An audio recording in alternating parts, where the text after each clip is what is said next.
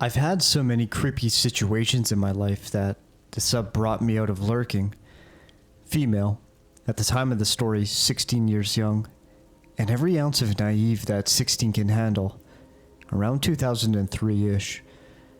I started chatting up a dude on some forum because his username had the likes of an Incubus lyric in it. I swooned. He added me on MSN and we continued to talk for quite some time. I lied about my age, stupid, saying that I was 18. He was 20-something. Skip forward a couple of months. We had some phone conversations, and he seemed like a relatively awesome dude, and I wanted everything to do with that. Turns out, he only lived a 2-hour jaunt from me, so the logical thing to do is tell him my address to come pick me up. Stupid again. First date was extremely awkward. Bowling and soda pop. I could tell he was interested, but just didn't know how to communicate without computers between us. I gave it a second shot after our phone conversations continued, and he expressed some frustration that he had such terrible first date jitters. My school was hosting a battle of the bands, so I figured it would be a more social setting for us to communicate. The guy picks me up at home and literally showers me with gifts. A very expensive Incubus sweatshirt, a birthstone ring, WTF, some small origami hearts, all in a wooden box he had handmade, along with some flowers. I was taken aback, but thought it was super sweet. Just much for a second date, especially after the first one was so awkward. We're at the concert, and he starts talking to some of my friends. There's a band I want to see, so I walk away from the table we were sitting at. The band finishes, and I turn around, and he's gone. I looked for him and asked around, and he had decided to give my friend a ride home without letting me know. And he had no intentions of returning for me. I had to grab a ride with my neighbors. Needless to say, I was upset and decided the relationship was a no-go. I broke it off over phone. He continuously emailed me for the next couple of days. He didn't know what he was doing and feared he made the biggest mistake of his life. He started sending me stuff. At first it was letters, then gifts, more flowers, CDs of him singing songs, then lockets of hair and condoms he had done his business into. I should have told my parents at this point, but was afraid of getting in trouble for lying about my age and meeting someone from the internet. I was mostly ignoring these things, occasionally asking him to stop. My sister, who was 17, approached me one night when we were home alone and asked me about a guy who had added her on MSN and was gushing about how in love he was with me. I was sitting near her and told her to just ignore him. She thought it was funny and urged him on. She told him to come over and she would help us work it out. I was devastated. I explained everything that had happened and she started freaking out. We locked up and shut off lights, went downstairs and called my parents. My father came home and walked outside when the guy pulled in. He immediately turned around and left. No word from him for about a week. One day, my sister is on the computer and MSN and says, "Oh crap, you need to look at this." And I see his username and that my sister had downloaded a file from him. It is a video of him carving my name into his chest. At the end, he looks at the camera dead on and says, "This is my final goodbye." I never heard from him again. Checked newspapers from his area for suicides because I was that freaked out. Years later, I found him on Facebook. I stalked his pictures a little bit. You can still see my name scarred into his chest. TLDR, I met a guy online who became obsessed with me, ended up carving my name into his chest.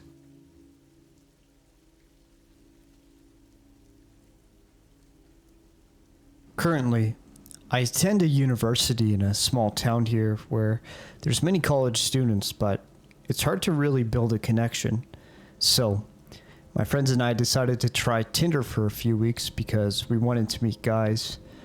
After talking to some guys, I found a guy named Josh who had just graduated with a degree in computer engineering and was really funny. I knew deep down inside I wouldn't have any romantic relations with him, so I kept it casual. At some point, I told him I was deleting Tinder, so we exchanged numbers and continued texting for a few days. Slowly, I started losing interest in him and stopped replying to his messages. Occasionally, after that, he would text me, but I just wouldn't reply. Yeah, I know, not so nice. Eventually, I moved on from him and planned to go to another guy's house one night. My friends wanted to meet up earlier that night, so I stopped at the gas station to buy some snacks. While there, I got a text from Josh asking me why I was at a certain gas station with a boy. I was super confused because I was alone, so I asked if he was there too. He didn't reply, so I brushed off his comment and went about my night. Fast forward a few days later, I became curious about his comment and texted him back about it. He disregarded my question and continued the conversation as normal. We continued texting and agreed to meet up at his place to hang out. Before class one day, I decided to go over to his house and hang out. I met him and he looked entirely different from his pictures. It was like he was a catfish. I was definitely confused, but decided to still give him a chance.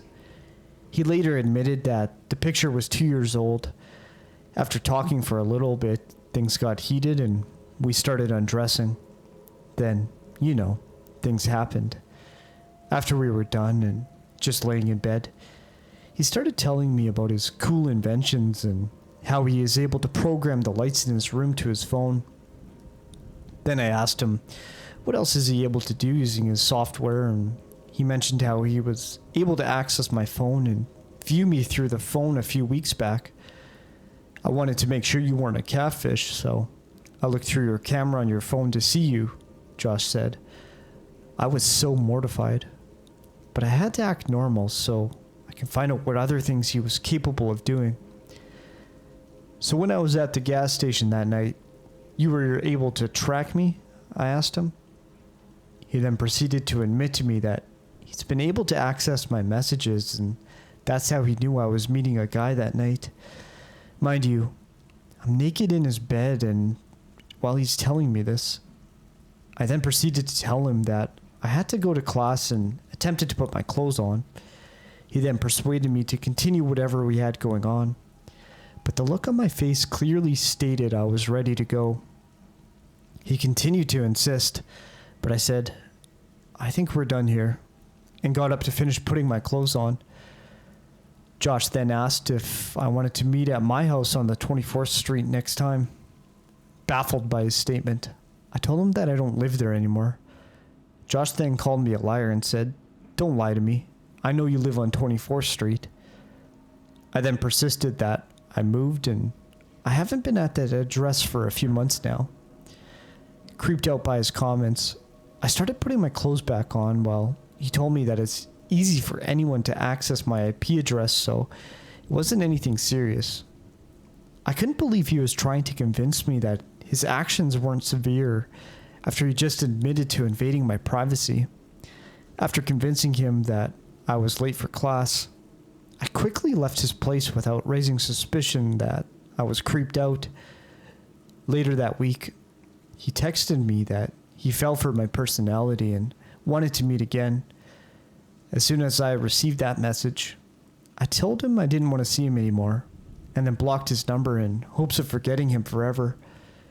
It's been a few months since the incident, and he hasn't tried to contact me, which is a good thing. So, to Josh, let's not meet again.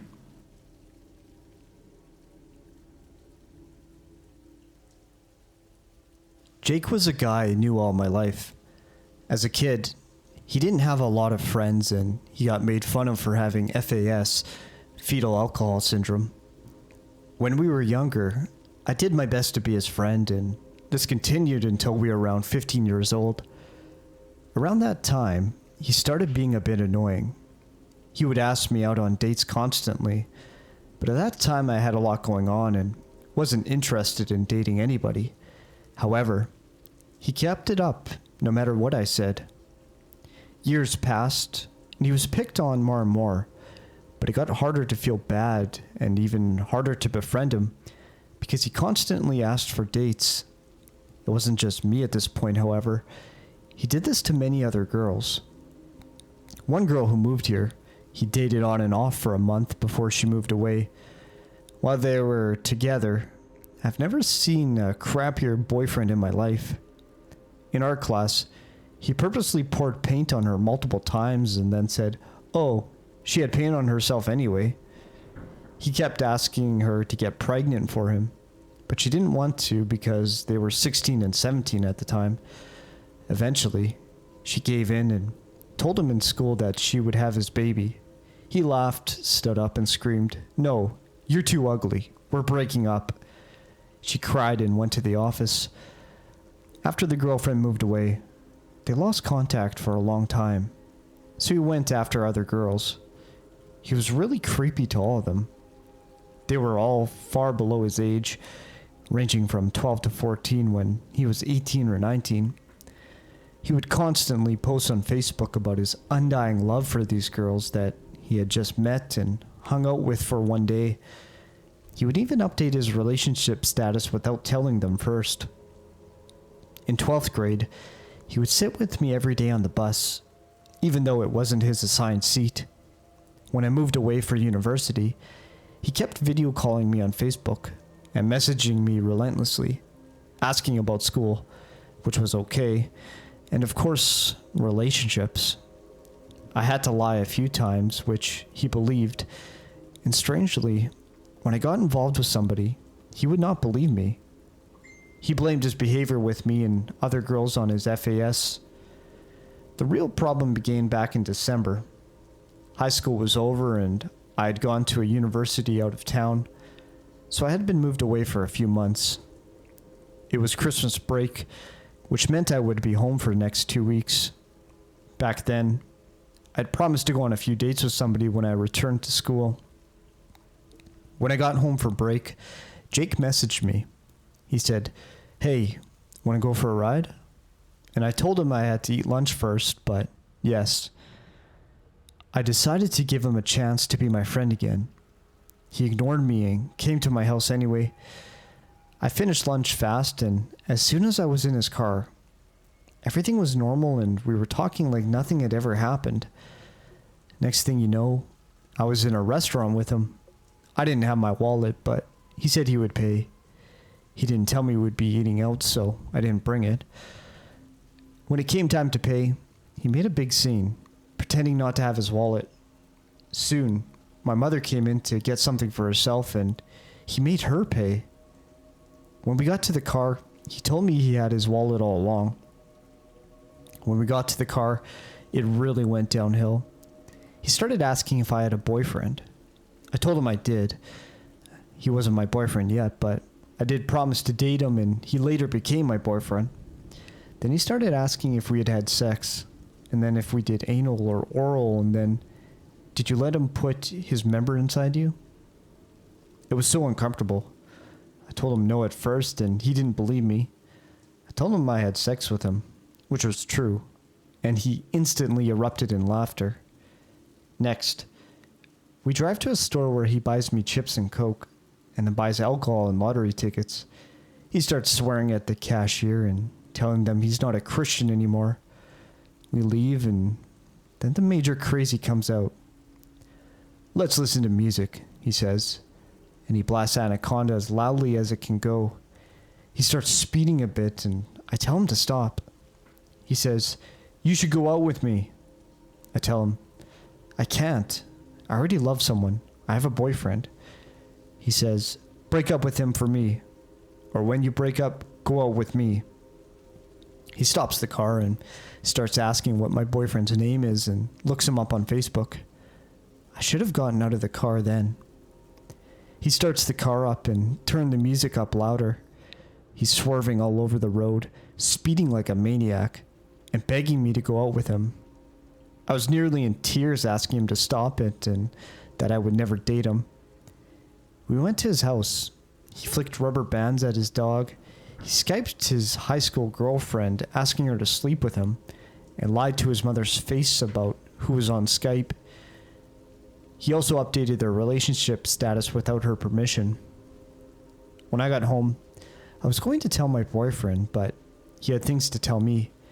Jake had messaged him, pretending to be me on his Facebook. He told my boyfriend I was dumping him. I was dating Jake now. Then he started sending pictures of us in high school as proof. My boyfriend saw through this. He knew I did not spell so badly as him, and also, Jake started randomly telling my boyfriend to F off and saying his dad's a cop. His dad is not a cop. Months later, my boyfriend and I are happy together and in a serious relationship. I'd been away from home for nearly a year. When I went back home, I learned that Jake had flipped his car and got out fine. He thanks the hand of God for getting him out alive. My mother tells me I can't get in cars with him again, and thank you. I returned back to school for the end of the semester, and my boyfriend and I are more serious than ever. One day, we were talking about Jake and go on his Facebook. He's been after multiple girls and being a creepy a-hole to them. I came back home 2 weeks ago for summer. Jake messaged me the other day asking, "You got a BF?" I tell him yes. He won't believe me and I tell him off. I say, "Give it up for God's sakes. You know I have a boyfriend. We are serious and I will never date you." Not after the car ride. Sorry, but it's true. After this, I block him and delete his multiple accounts. The other day we had to be in the same room together and he didn't even look at me. Update. I saw him today. He was parked outside of a store. He honked his horn at me and called my name. I stuck up my middle finger and walked on.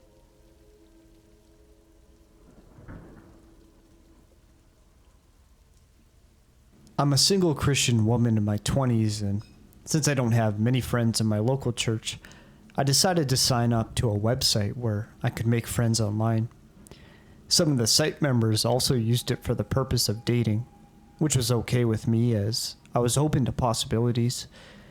Soon I met a guy there who seemed nice and we had some interests in common.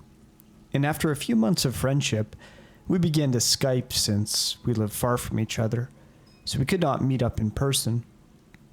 We began chatting and he seemed okay, but every now and then he would pause, go quiet, and just stare into the webcam. When I told him it was creepy and asked why he was doing it, he replied that he enjoys sharing the silence. I wasn't sure if it was normal, and since around the same time I was busy dating someone else, I avoided the guy for several months. However, when I broke up with my ex, I was feeling lonely and decided I wouldn't mind chatting to a friend to take my mind off things. The guy happened to be the only person available. We ended up chatting every couple of days for about 2 weeks, and I even started getting used to the uncomfortable silence and staring when things turned weirder. During our conversation, I found out that the guy was in his 30s and still a virgin, and we both agreed that we believe in sex only after marriage.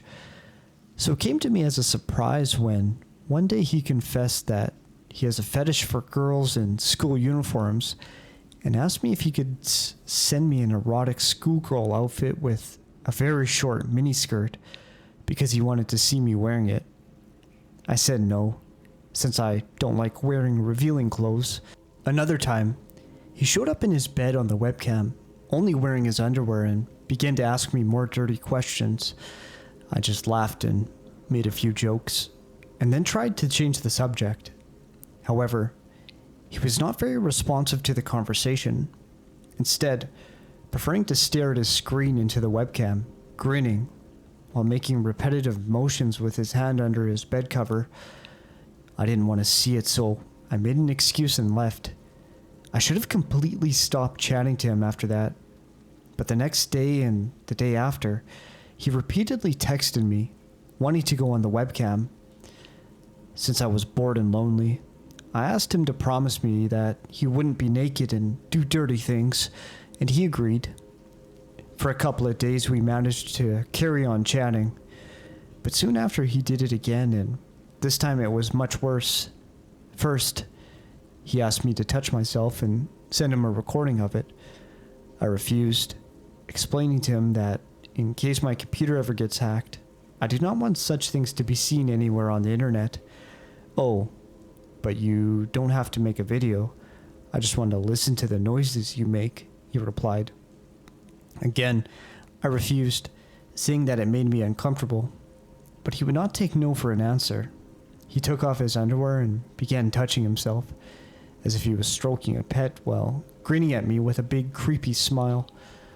I told him I had to go and terminated the video call.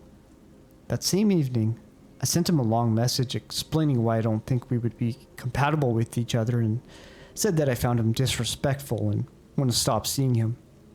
He responded saying that I am stuck in the past, only thinking about my ex who used me, even though the guy had no idea what went on between me and my ex. At that, I got angry and told him not to speak to me about it again. So, pervy guy, let's not meet again.